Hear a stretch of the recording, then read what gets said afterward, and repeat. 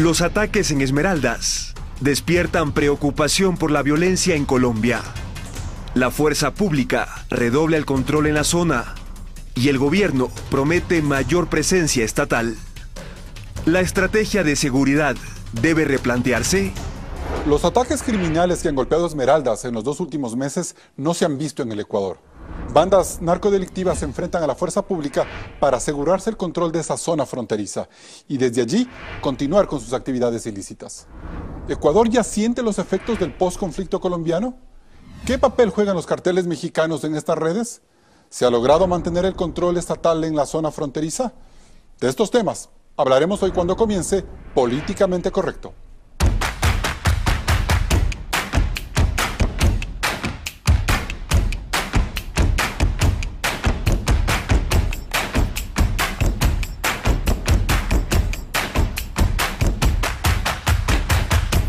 Hoy nos acompañan René Yandún, general del Ejército en servicio pasivo, asambleísta por Carchi de la Bancada de Integración Nacional. Saudia Leboyer, periodista, catedrática de la Universidad Andina Simón Bolívar, analista política y de temas de seguridad. Felipe Vega de la Cuadra, viceministro de Defensa Nacional y exministro de Gobierno. Y el contraalmirante Alan Molestina, excomandante general de la Marina. Gracias por estar en un nuevo programa de Políticamente Correcto. Con nuestros invitados hablaremos de la crisis fronteriza a propósito de los últimos ataques en la región norte de la provincia de Esmeraldas. Y a partir de estos elementos, determinar la efectividad de las acciones desplegadas por el gobierno y la fuerza pública. Claudia Roura nos hace este primer recuento. El 27 de enero, al norte de la provincia de Esmeraldas, en el cuartel de la policía de San Lorenzo, explotó un coche bomba pasada la 1 de la madrugada. La onda expansiva alcanzó unos 50 metros. Este evento dejó 30 heridos leves y a toda la comunidad alarmada. El gobierno decretó estado de excepción y aseguró que son represalias por los golpes que Ecuador ha dado a las organizaciones delincuenciales dedicadas al narcotráfico. El sábado 17 de febrero, en el sector El Pan, a 2 horas de San Lorenzo, se produjo un cruce de balas entre militares que patrullaban la frontera con integrantes de un grupo armado. 48 horas después, la tarde del lunes 19 de febrero, en el mismo sector se registró un nuevo ataque armado contra soldados ecuatorianos. El hecho dejó 2 uniformados heridos. El 16 de marzo, en la parroquia Borbón, una bomba de fabricación casera explotó a las 2:30 de la madrugada en el destacamento de Marina de la base naval de Esmeraldas.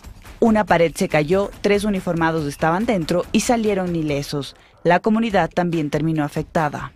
El 18 de marzo, en el sector El Pan y del Alto Tambo, casi simultáneamente, sucedieron 2 atentados más en contra de policías y militares. A los soldados les lanzaron morteros, mientras que un patrullero de la policía recibió balazos por una ráfaga de fusiles. En estos eventos, 4 efectivos resultaron heridos. El 20 de marzo, en Mataje, localidad muy cerca de Colombia, 3 infantes de Marina murieron por la detonación de un artefacto explosivo en una carretera donde se realizaban operativos de control. 11 uniformados también resultaron heridos, 3 de gravedad y 8 leves. El cantón San Lorenzo fue militarizado mientras se realizan las investigaciones. El presidente Lenín Moreno dijo que tomarán las acciones necesarias para que este caso no quede impune. ¿Cuál será la salida a la violencia desatada en Esmeraldas? Bien, general Yandún, ¿esta situación se veía venir? Un saludo y gracias por la invitación, Carlos, para nuestros compañeros de panel, Felipe, Claudia, Alan. Considero que los antecedentes de los que nosotros provenimos llega a un tope. Y comenzamos desde 1981, cuando el Ejército de Liberación Nacional pasó a la misma área, en la misma zona donde hoy está incursionando la guerrilla. Luego tenemos otro ejemplo en el 2008. Y dentro de ello, pues, fue un problema tan grave. La Angostura, quiere decir usted. Me refiero a Angostura, en donde la soberanía fue violada. Considero que fue una exageración del uso de la fuerza por parte de Colombia. Y desde luego estos antecedentes provienen al problema interno de Colombia, que nunca pudo ser solucionado. ¿Y que se empieza a pasar a Ecuador? E indudablemente la estrategia que utilizó más bien el gobierno colombiano fue de lo que antiguamente y en ese tiempo se hablaba de yunque y martillo, que consistía en que las Fuerzas Armadas de Colombia empujaban a la guerrilla hacia su frontera sur, como decir... Pero ahora estamos hablando de grupos delincuenciales más bien en general. Bueno, aparentemente, desde mi punto de vista, es la narcoguerrilla que se han convertido en grupos criminales, grupos no delincuenciales, sino de grupos terroristas. Ok. Saudia Leboyer, ¿hay falencias del Estado ecuatoriano y de la fuerza pública manifiestas en esta crisis? A ver, esto es un proceso, no es que empezó cuando hubo los bombazos o los atentados de las últimas semanas. Esto empieza, si queremos poner un antecedente, es en el bombardeo de Angostura, cuando se cambia todo el sistema de inteligencia, porque parte del problema que subsiste aquí es cuánta información hay alrededor del tema. Hemos convivido con Colombia desde que somos república, pero el tema de la guerrilla y de la producción de narcotráfico de ellos es muy antigua, y el crimen organizado hay que mirarlo como una empresa. Ellos van a ir donde haya mayor vulnerabilidad.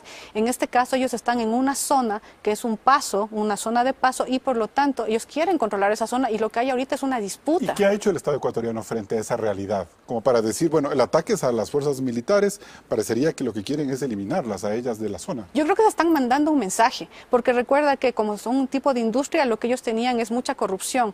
Se ha comprado jueces, fuerza pública, políticos, etcétera. El momento que se produce ¿De todo nivel eso, los políticos? De todo nivel. O sea, eso es solo cuestión de mirar la historia del país, ¿no?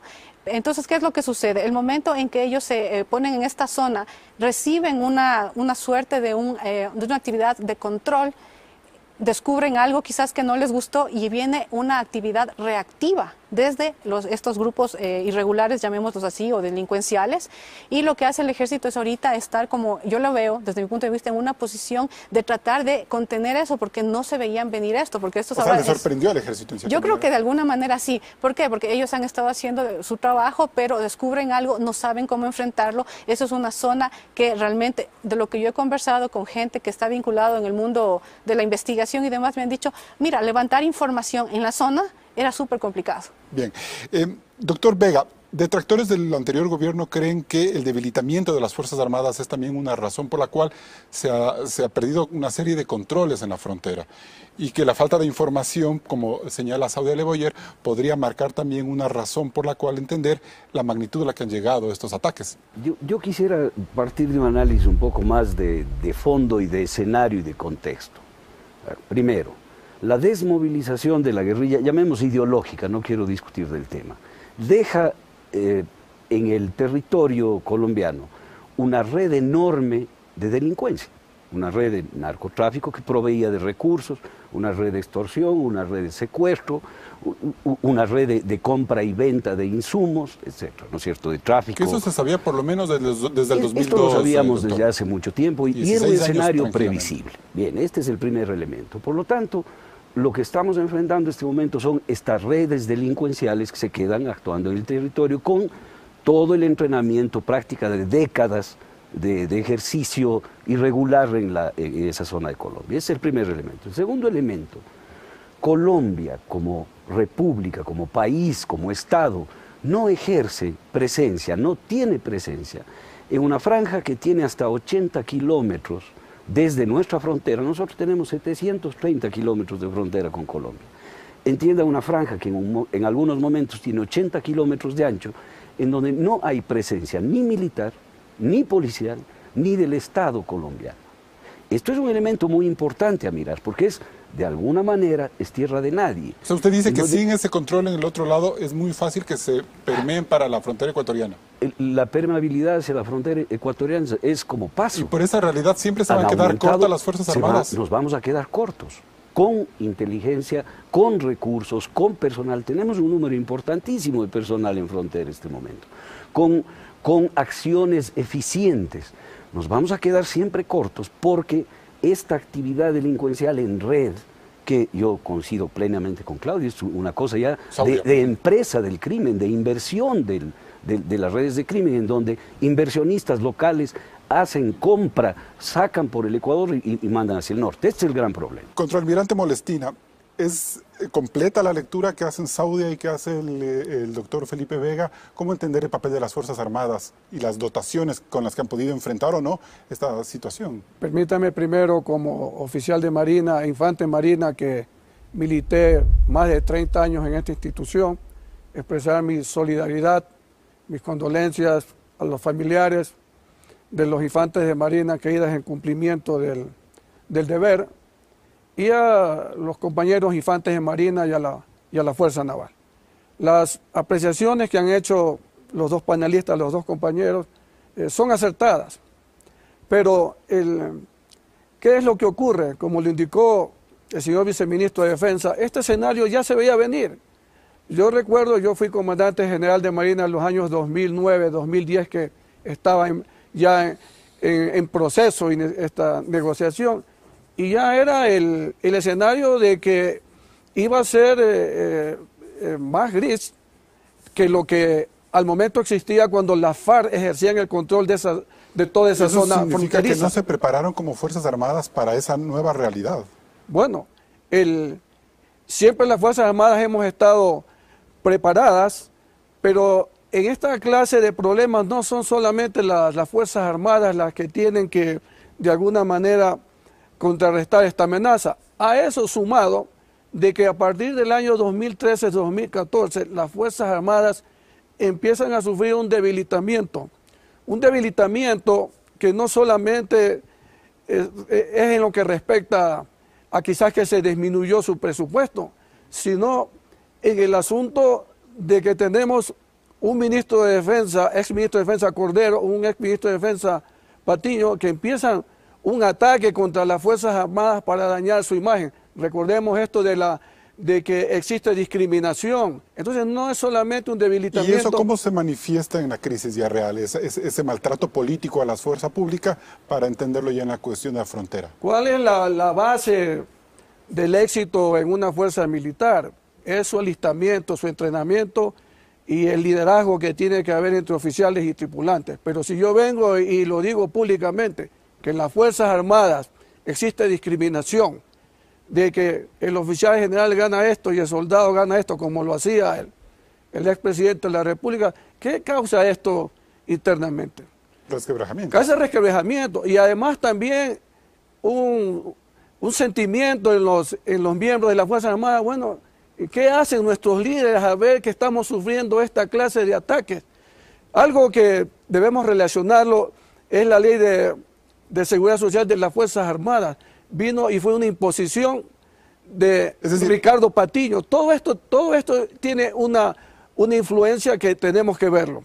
Como una forma de entender que hay un mal sentimiento en las Fuerzas Armadas, una desconcentración quizás. Sí, ese es un ingrediente. Luego se habla de que ya se terminaron el problema en la frontera norte, en la frontera sur, que se delimitaron las fronteras marítimas y se llega a una resolución que hay que disminuir el numérico de las Fuerzas Armadas, pero no solamente eso, sino que las Fuerzas Armadas empiezan a ser usadas mucho en operaciones de apoyo a la Policía Nacional, al Estado ecuatoriano, operaciones diferentes a la guerra que lo llamamos, y las Fuerzas Armadas empiezan a perder su entrenamiento para el combate. Y con este primer diagnóstico nos vamos a un corte comercial. Siguen Políticamente Correcto. ¿Qué acciones está tomando el gobierno frente a estos ataques? Lo analizaremos luego del corte. Siga con Políticamente Correcto.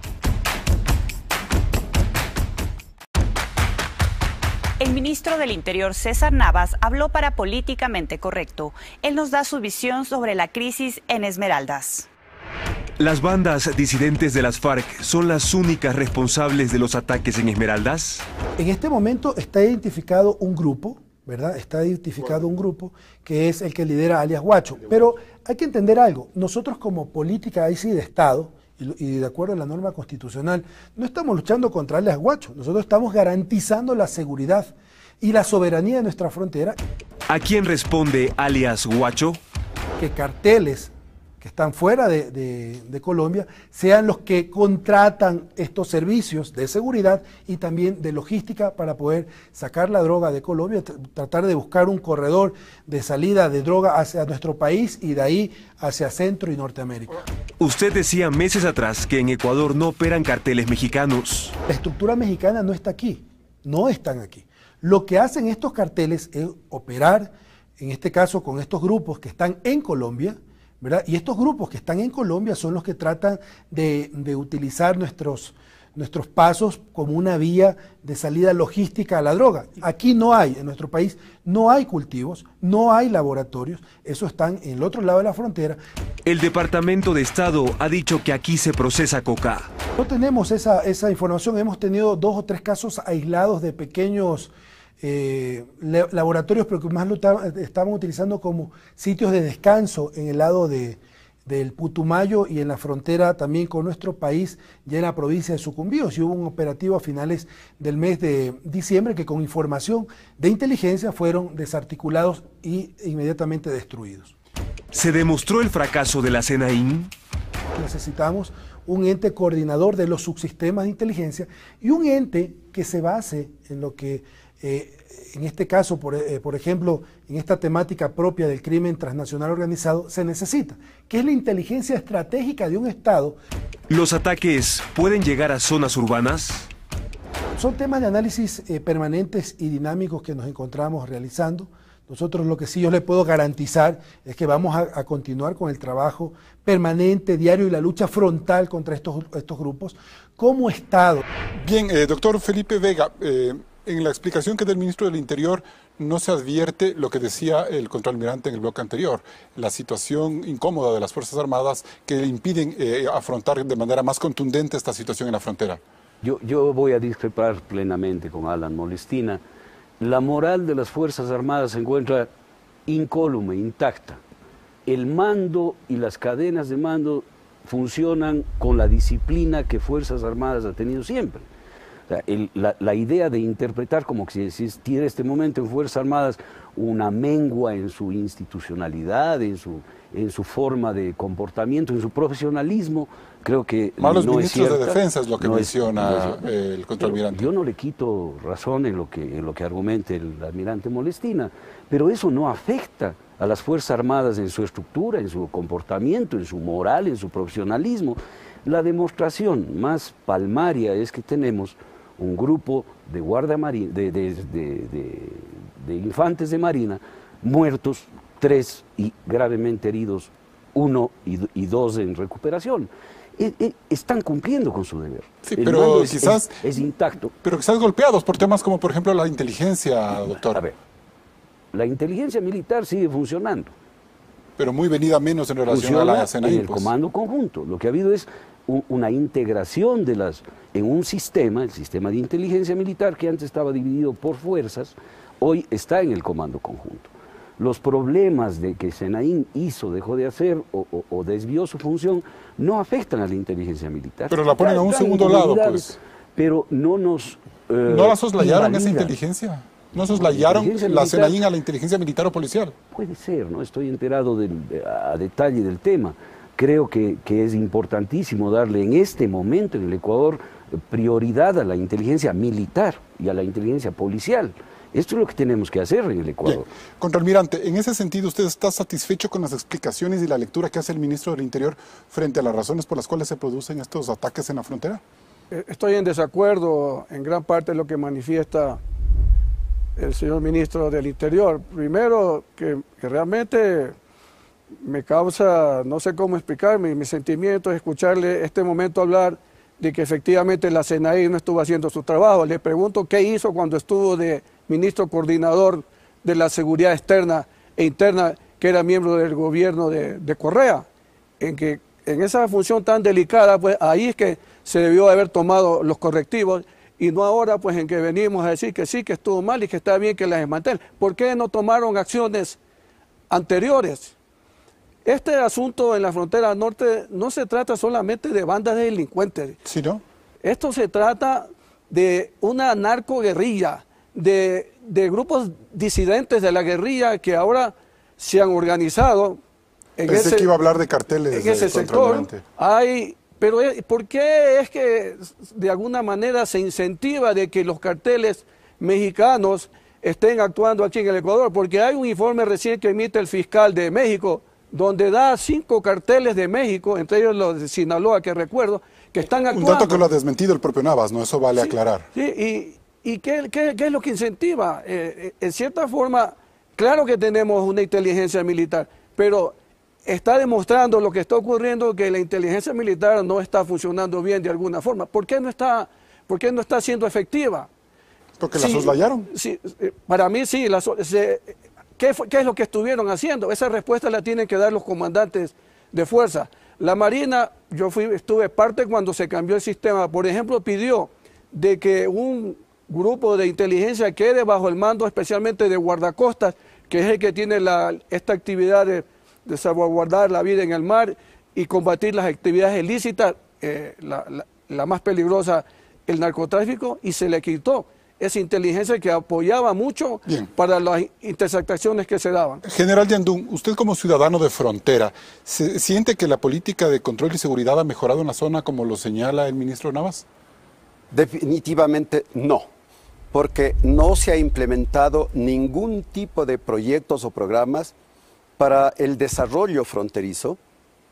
Para la seguridad se ha implementado, lógicamente, eso se habla desde la época de Udenor y del año 2000. Cuando se cerró la frontera con Perú, se llevaron los ojos hacia Colombia y se hablaba del desarrollo fronterizo. No ha existido absolutamente nada, a tal punto de que en este momento no existen fuentes de trabajo y existe más bien una situación migratoria de los propios habitantes de la frontera, no solo de mi provincia, Carchi, sino también vemos de Esmeraldas y también vemos de Sucumbíos. Esa gente es muy permeable, por ejemplo, a meterse en actividades ilícitas por las necesidades. Si no hay trabajo, si no hay un programa de ayuda y de fortalecimiento para el desarrollo social y económico, difícilmente que vayan a mantenerse fijos y son susceptibles. Por ejemplo, en mi provincia Carchi, en las parroquias de Maldonado, Chical, Tovar Donoso, vemos que pasando el río se encuentran miles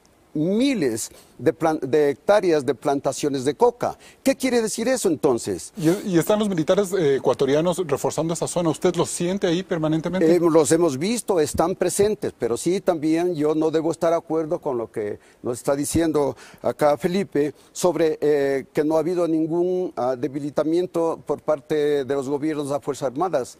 Hay un plan de fortalecimiento o el plan de desarrollo estratégico, que comenzó en el 2010 y debe terminar en el 2021, con la inversión del Estado y con la adquisición y modernización de armamento y equipo. Saudia Leboyer, ¿cómo miras esta situación en relación a Fuerzas Armadas y la situación en la frontera? A ver, yo partiría de una cuestión, pero permíteme primero, yo no estoy de acuerdo en una parte del diagnóstico que hace el ministro Navas, sobre todo porque cuando tú dices, él desmintió que esté aquí lo de los carteles mexicanos, etcétera. Yo lo que te voy a decir es, mira cómo está, ahorita Esmeraldas es el problema, pero los corredores por donde sale la droga, aquí no se produce, estamos completamente en eso de acuerdo, pero aquí se está cogiendo más droga de la que se cogió hace 10 años. Y eso no necesariamente te va a hablar de efectividad del trabajo policial, que lo está haciendo bien, pero Naciones Unidas te habla que solo se coge el 10%. Si es que el 10% antes era coger 60 toneladas y ahora estamos cogiendo ¿cuántas? 80, 90, significa que acá está pasando cuánta droga. Y eso sí es un problema. Y estamos viendo solo Esmeraldas. ¿Qué está pasando en Manabí? Solo recuerdo dónde se cayeron las avionetas que venían con carteles mexicanos. Y hay una cuestión, cuando José Serrano era ministro, él mismo admitió que ya había la presencia del cartel de Sinaloa acá. Por eso es que yo me sorprendo con el diagnóstico que hacen. Y la pregunta es, ¿cómo lo sacaron? Hablemos de eso en el siguiente corte comercial. Nos vamos a un nuevo corte, siguen Políticamente Correcto. Al volver, hablaremos de la realidad colombiana luego de los acuerdos de paz con las FARC. ¿Por qué el narcotráfico no ha mermado? Siga en nuestra sintonía.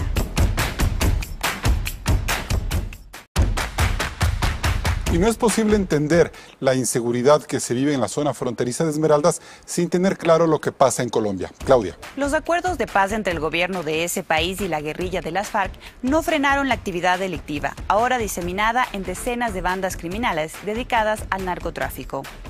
Los departamentos de Putumayo y Nariño, fronterizos con Ecuador, son de los más conflictivos. Según la Oficina de Naciones Unidas para la Droga y el Delito, en Colombia se han triplicado los cultivos de coca en todo el país desde el 2013. Y el último informe de International Crisis Group asegura que Nariño y Putumayo concentran casi la mitad de todas esas hectáreas, 68.000 en el 2016. En esas zonas, varias bandas criminales ejercen su poder. Los Construct, los comuneros, por ejemplo, heredaron las actividades ilícitas en Putumayo. En Nariño, departamento que limita con Carchi y Esmeraldas, la Fiscalía de Colombia asegura que se desató el boom de las bandas criminales. Además de la guerrilla del ELN, están entre otras las gentes del Nuevo Orden, la Empresa, el Clan del Golfo, las Guerrillas Unidas del Pacífico y la columna de disidentes de las FARC, comandada por Walter Patricio Arízala, alias Guacho, de presunto origen ecuatoriano. Él es uno de los señores del narcotráfico en Tumaco y tiene el control en los ríos fronterizos con Ecuador. De hecho, la DEA asegura que el Pacífico es la ruta más grande del narcotráfico. En efecto, Carlos, en el 2016 Colombia produjo 940 toneladas de cocaína, la producción más grande de los últimos años. Por su parte, Estados Unidos asegura que el 93% de la coca colombiana que va hacia su país sale por el Pacífico. De ahí la preocupación por Ecuador.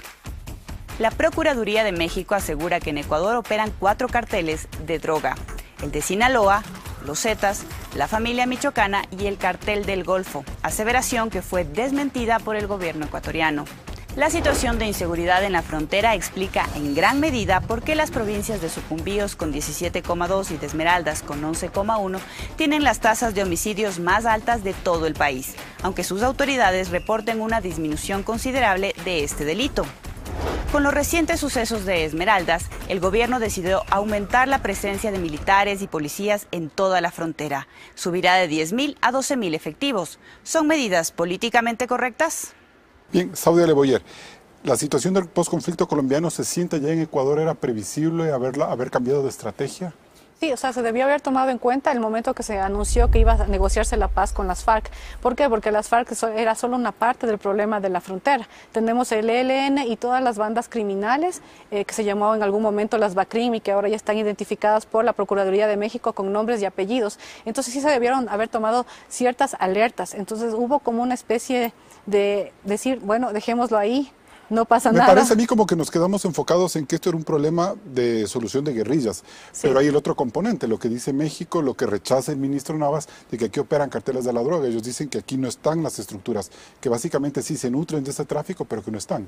Es que, bueno, a ver, ahí ponerse a discutir sobre lo que dice el ministro, no, yo lo único que hago es preguntar, porque hasta hace unos pocos años en el mismo gobierno de AP se admitía que ya estaban aquí presentes. Entonces yo sí pregunto, ¿cómo es que le sacaron y no nos enteramos? Porque el problema en la frontera, eso no se va a acabar, y ahí lo que yo creo que hay que empezar a hacer es darle mayor protección a la gente que está patrullando la zona. Es decir, ir en esas camionetas cuando entiendo yo que están mejor equipados, podrían ir en carros con más blindados y obviamente trabajar en mayor conjunto, sobre todo con Colombia. Bien, doctor Begui, más allá de que el panorama se esté redefiniendo, que el presidente Moreno haya tomado algunas decisiones coyunturales, ¿es necesario plantear una nueva política de seguridad en el Ministerio de Defensa frente a esta realidad? Por supuesto. ¿Y no estamos tarde para ello? No, no estamos tarde. Tenemos hechos lamentables, pero no estamos tarde, estamos ya empezando. Mire, esto es un fenómeno inédito. Inédito porque no hemos vivido en el país el hecho de que grupos delincuenciales tomen como blancos, como objetivos, a recintos militares, destacamentos, patrullas militares. Las Fuerzas Armadas ecuatorianas están preparadas, absolutamente preparadas, para una guerra convencional en frontera. Esto es un tema de... Pero ese debate se manejó hace 15 años, 16 años, se manejó doctor, hace 15 años, cierto es. No ha habido una actualización en las capacidades humanas y en el diseño de la defensa para enfrentar esto, pero estamos trabajándolo. Mire, en el libro blanco La Defensa, que esperamos sacar a junio, la política de la defensa del Ecuador, tenemos todo un análisis desplegado de la política en frontera, que, como Claudia bien decía, no es un solo problema. Y como ha reclamado René Yandún, hay una suma, un cúmulo de problemas que deben ser afrontados por el Estado ecuatoriano. No es un problema únicamente militar, es un problema que implica a los organismos de seguridad como la policía, que implica a los organismos del Estado como todos los ministerios que tienen que ver con el desarrollo. Y en ese sentido, general Riandún, ¿usted cómo mira estos acuerdos, esta buena relación entre presidentes Moreno y Santos y la posibilidad, no sé si de llegar a combatir conjuntamente con Fuerzas Armadas de los dos países este flagelo? Definitivamente una estrategia errónea. No se pueden unir fuerzas de dos países para combatir y llegar a un objetivo en el territorio donde... Pero no son las fuerzas democráticas frente a las irregulares. Definitivamente se puede integrar, agrupar o conformar estratégicamente lo que se llama agrupamientos tácticos dentro del operativo, dentro de lo estratégico también, pero llegar a unificar fuerzas con Colombia, yo creo que es el peor error. No sé si ese ha sido el concepto, pero la idea es que ha habido un acercamiento, la posibilidad de que ellos, no sé, de alguna manera se alíen. No, definitivamente no. Yo creo que la responsabilidad y bajo los 11 acuerdos y convenios que existen binacionales, la exigencia tiene que ser más bien con política exterior para exigir al gobierno colombiano que cumpla con sus responsabilidades, exigir al gobierno colombiano que desde el año 2000, con el Plan Colombia, debía mantener ya los puestos tanto militares, los destacamentos policiales y posesionados todas las Fuerzas Armadas a lo largo de la frontera. Pero hay que tomar en cuenta que es muy posible que un candidato uribista gane las elecciones en mayo, las elecciones presidenciales en Colombia. Eso implica que el viejo debate de exigirle a Colombia una presencia más fuerte no se va a dar porque eso no sucedió con Álvaro Uribe. Entonces nos vamos a volver a meter en un problema del que salimos aparentemente hace una década. Si Uribe nunca estuvo de acuerdo para llegar a la paz entre los bandidos que les denominaba y el gobierno, razón por la que los acuerdos de paz yo me temo que prosigan con un próximo gobierno colombiano. Y lo que sí se va a acentuar es una grave crisis dentro de la organización y estructura estratégica colombiana. Y ello va a repercutir directamente en perjuicio de nuestro territorio, de nuestra soberanía, de nuestra seguridad y especialmente del Doctor pueblo. Vega, le doy 20 segundos para que nos explique en qué consistiría esta posible cooperación con las Fuerzas Armadas colombianas en estas manifestaciones que ha hecho Moreno. Eso está determinado en los acuerdos de la Combifront, como muy bien decía el general Riandún. Es impensable operaciones binacionales, fuerzas binacionales. Lo que sí hay es una cooperación muy estrecha en información. Nada más. Pero por supuesto. Y eso es lo correcto. Es lo correcto. Nosotros vivimos Angostura y fue una vulneración de nuestra soberanía. Nosotros no podemos disparar al territorio colombiano. No podemos entrar en territorio colombiano, pese a la circunstancia terrible de que en ese segmento enorme de territorio... Y a pesar de que sean bandas delincuenciales que están al margen de la ley, que trafican droga, trata de personas. Un trabajo muy concatenado entre las policías de los dos países, pero estamos hablando de Fuerzas Armadas. Las Fuerzas Armadas tienen un rol que cumplir y unos límites de los cuales no pueden sobrepasar. Contraalmirante Molestina, si es que la posición está clara frente a cómo actuar con las autoridades colombianas, ¿cuál debe ser el giro en la política de seguridad en las Fuerzas Armadas? Primero permítame aclarar de que en ningún momento he puesto en duda el profesionalismo de las Fuerzas Armadas. Perfecto. Me formé en ellas y su formación pues le da de que el servicio a la patria está sobre toda situación política que se pueda presentar. Ajá. Yo sí opino que debe haber un giro en la política de seguridad. De seguridad. Por ejemplo, el Ministerio de Defensa es ocupado por un civil. El señor presidente de la República tiene toda la potestad, su atribución y el derecho de poner a un civil que puede ser un militar retirado. Los últimos años nos dejaron un sabor amargo de los ministros de Defensa. Yo pienso que al momento es oportuno un militar retirado que ocupe esa cartera de Estado, no estoy diciendo por su perfil técnico, básicamente. Un perfil técnico para que ayude a resolver más rápido, a implementar una política de seguridad frente a la amenaza que estamos viviendo. De igual forma, el Ministerio del Interior tiene que trabajar muy coordinadamente con las Fuerzas Armadas. Escuchamos cómo el ministro Navas indicó de que a pesar de que se implementó un mando unificado bajo un militar, de que las fuerzas policiales iban a seguir haciendo sus operaciones prácticamente en una forma independiente. Entonces, todas estas cosas hay que clarificarlas. Otro asunto que es bueno traerlo aquí. ¿En dónde hacía el mayor parte del entrenamiento en el exterior las Fuerzas Armadas ecuatorianas? En los Estados Unidos de Norteamérica. Nos guste o no nos guste, son los que están pues en la práctica, están en guerra en Afganistán, en esos artefactos improvisados. Y eso se lo negó durante el gobierno de Correa. ¿Por qué no lo retomamos? Deberíamos de retomarlo el día de hoy, porque eso nos ayuda pues a mejorar nuestra capacidad. Nos vamos a un nuevo corte comercial. Al volver, un analista ecuatoriano y uno colombiano hablarán sobre las realidades en la frontera binacional. Siga en la señal de Coavisa.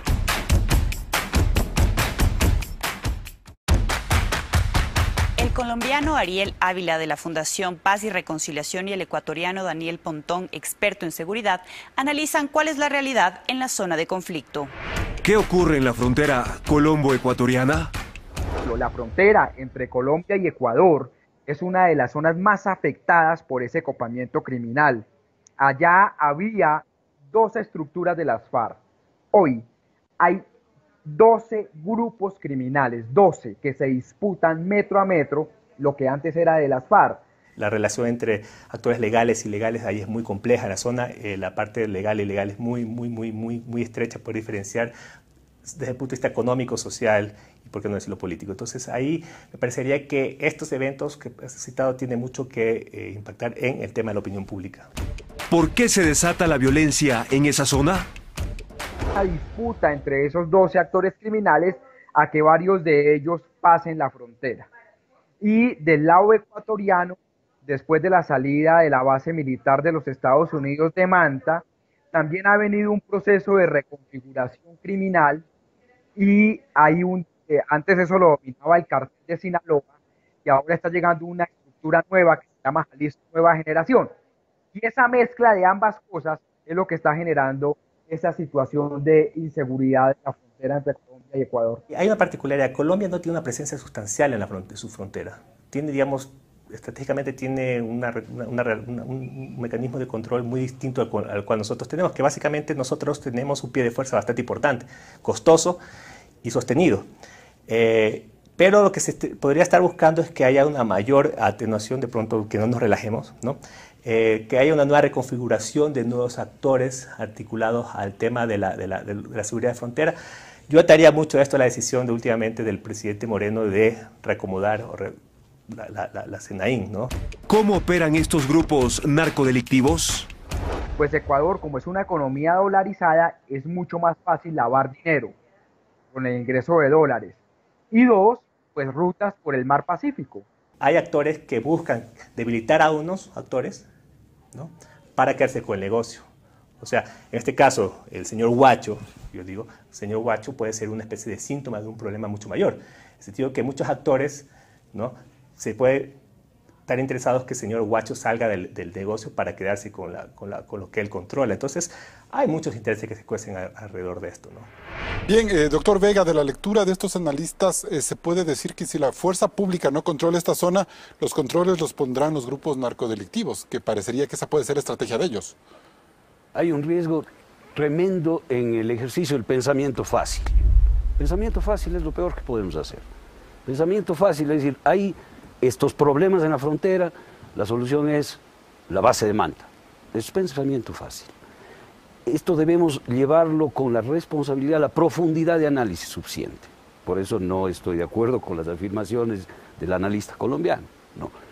El control lo tenemos el Estado ecuatoriano. Este no es el problema. El problema no es que si el control que ejerce el Estado ecuatoriano y la presencia en la frontera es lo suficiente, insuficiente, adecuado, no adecuado.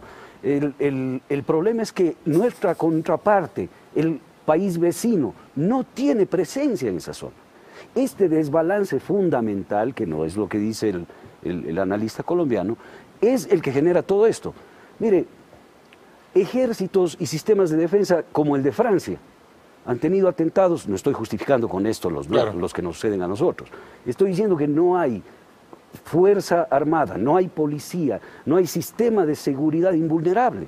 Lo que nosotros tenemos que hacer y estamos haciendo es construyendo las respuestas para que esto se minimice, porque es una realidad que va a continuar en el país. ¿Y usted cree, contraalmirante Molestina, que las Fuerzas Armadas ventajosamente sí van a poder mantener su control en esa zona fronteriza como lo ha garantizado el presidente Moreno, como ha sido históricamente una realidad ecuatoriana?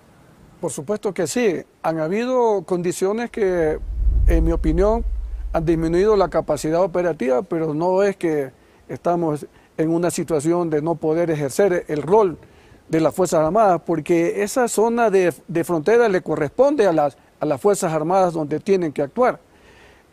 Yo confío plenamente en que las Fuerzas Armadas pueden ejercer este control. Hay que actuar con contundencia y las diferentes aristas que existen, porque ¿cuál es el mensaje que nos han mandado con estos atentados? Es decir, oye, me estás afectando y voy a seguir traficando la droga, porque si hubieran llegado a una conclusión de que, bueno, mira, estos ecuatorianos definitivamente están afectando este negocio, bueno, nos retiramos o vamos a buscar otro corredor, pero no ha sido así. O sea, ellos sienten una amenaza de las fuerzas regulares ecuatorianas, las Fuerzas Armadas, y por eso es que tienen la necesidad de hacer esos ataques. Bueno, en parte sí, pero hay otros ingredientes que ayudan. Se dice que en el Ecuador, un estudio, que ahí se lavan 7.000 millones de narcodólares en el Ecuador. Acuérdense de la Fiscalía de Colombia que estableció que habían 100 propiedades de la guerrilla que estaban registradas aquí y nosotros tiene que pronunciarse no teníamos eso, conocimiento. ajá. Entonces, el buen tiempo que estuvimos sin control del espacio aéreo por el problema de los radares, todo eso incentivó que los carteles mexicanos pues vean al Ecuador como una vía factible para el tráfico. Pero no es momento para una base de manta, eso lo dice quizás el doctor Vega y lo han dicho muchos sectores en el país. Sí, si nosotros tenemos un buen sistema de defensa aéreo, un buen sistema de radares y tenemos las aeronaves para hacer las intersecciones, desde luego que no las necesitamos, pero básicamente aquí es importantísimo una inteligencia que yo diría de que sí se ha visto disminuida y que rápidamente hay que fortalecerla, implementarla y que no es fácil hacer esto de la noche a la mañana. Bien, Saudia Leboyer. A ver, una cosa es hacer el trabajo que hacía Fuerzas Armadas y que lo ha seguido haciendo, que es trabajar o enfrentar una línea de frontera donde había las FARC y unos cuantos grupos. Y otra cosa es enfrentarse a grupitos que, digámoslos así, o grupos pequeños que están por un lado o por otro haciendo este tipo de atentados que en términos de la teoría de seguridad se llama la guerra de cuarta generación. Entonces yo sí creo que ahí el ejército va a tener que aprender a combatir en circunstancias como las actuales, que es que hay un ataque en tal punto y tener mucha información para prever ese ataque. ¿Qué es lo que ha pasado en Estados Unidos desde la caída de las Torres Gemelas? Que son ataques focalizados. Acostumbrarse a manejar la idea del terrorismo como una realidad. Sí, lamentablemente sí, porque esto no se va a arreglar ni a la noche ni a la mañana. Una guerra total y abierta no es una solución. Pero Colombia ahora, lo ha el hecho, gobierno, ¿no? con el doctor Vega, nos garantizan que la presencia en la frontera va a continuar. Se ha aumentado el número de efectivos a 12.000. Eso es una buena decisión. Es una buena decisión, sí, pero la gran pregunta es cuánto tiempo se puede mantener esa gente en la zona y sobre todo, si es que no hay la información para prever este tipo de ataques, ¿qué es lo que va a pasar? Porque miren, lo que pasa a inicios de esta semana es el cuarto ataque, quinto ataque, no estoy segura. O el séptimo, yo estoy contando un mes. Imagínate, si eso pasa, eso ya se pudo haber previsto. Porque esta gente lo que tiene es un poco un planteamiento inicial mío. Tienen el control, tomaron la iniciativa. Falta el tema de inteligencia. Sí, y tienen que retomar la iniciativa en cuanto es el ataque, porque ahorita las Fuerzas Armadas tienen que defenderse y lo ideal sería que estén en la otra posición, más bien arrinconando al revés.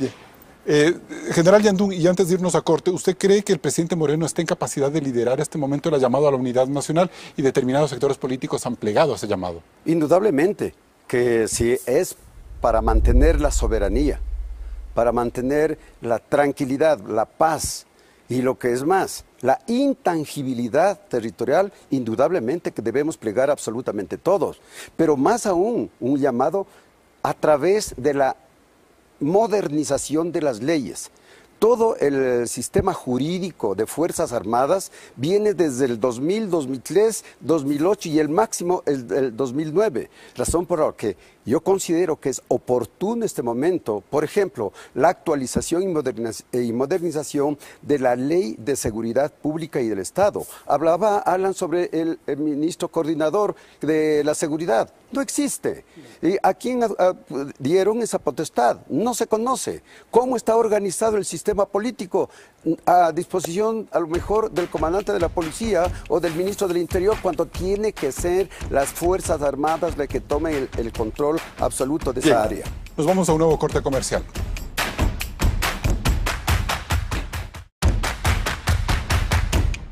Entramos en la etapa de conclusiones. General René Yandún, ¿el gobierno está tomando medidas políticamente correctas para hacer frente a estos ataques en Esmeraldas? En cierta parte, pero lo que no está tomando en cuenta es la parte exterior. Es decir, la política exterior no está exigiendo que Colombia cumpla con sus responsabilidades. En segundo lugar, es necesario e indispensable de que haya el incremento del presupuesto para el fortalecimiento a la adquisición de armamento y equipo de Fuerzas Armadas. En tercer lugar, que la Secretaría Nacional de Inteligencia, que felizmente desapareció, sea nuevamente reestructurada con fines netamente de seguridad del Estado, del estratégico, y se organice a fin de que dé seguridad a todos los ecuatorianos, inclusive a nuestra riqueza del suelo. Saudia Leboyer. Está haciéndolo parcialmente, coincido con el general Yandún, porque lo que se requiere es mejorar mucho el sistema de información, es decir, el sistema de inteligencia, que debe dejar de estar al servicio de un gobierno, sino estar al servicio del Estado ecuatoriano. Se debe mejorar las condiciones en las que están los soldados y el personal que está en frontera norte, dándoles mayor protección, y se debe ir pensando en una nueva capacitación para enfrentar estos conflictos de cuarta generación. Alan Molestina, ¿qué es lo políticamente correcto? Se debe implementar un plan a la más alto nivel, el político, para que exista una política exterior que no permita esa libre frontera y que ingresa cantidad de ciudadanos que incentivan esta actividad del narcotráfico en las relaciones con Colombia, de exigirle que exista la presencia, una política de seguridad, una política de defensa articulada con los otros ministerios, en que como este es un problema, en que las Fuerzas Armadas llevan el esfuerzo principal, deben ser apoyadas por los otros ministerios, y eso demanda un plan a nivel nacional. Felipe Vega de la Cuadra. Yo quiero hacer como conclusión un llamado a la unidad nacional. El Ecuador ha demostrado a lo largo de su historia que todo puede lograr y puede llegar a la victoria en la unidad férrea de todos los estamentos del Estado, población, Fuerzas Armadas, Policía Nacional y todos los que hacemos el Ecuador. Eso es lo primero. Lo segundo, un llamado a la tranquilidad de nuestra ciudadanía. Ustedes, ecuatorianos y ecuatorianas, tienen Fuerzas Armadas y Policía profesionales que están cumpliendo con sus obligaciones y que tienen muy claros los retos que debemos asumir para dar respuestas eficientes ante nuevos escenarios. Y finalmente un llamado a la clase política del Ecuador para que se aleje totalmente de la posibilidad de teñir de política a esta circunstancia que atenta contra lo fundamental de nuestro Estado, el territorio y la soberanía. Los ataques criminales de los últimos meses muestran un Ecuador vulnerable, a pesar de que el gobierno señale que son una retaliación por la presencia efectiva del Estado en esa zona. El abandono que caracteriza a Esmeraldas desde siempre es el caldo de cultivo perfecto para que este tipo de actividades prolifere. Y más allá de cualquier diagnóstico, lo que debemos preocuparnos es en el riesgo de que no haya nuevos ataques, donde el objetivo sea instalar el miedo de manera definitiva. Ecuador no se puede acostumbrar a las explosiones inesperadas ni a contar a los muertos por decenas. El terrorismo no puede ser la lacra de los nuevos tiempos. Hasta el próximo programa. Así cerramos este importante debate de Políticamente Correcto. Nos vemos el próximo domingo. Siga con la señal de Coavisa.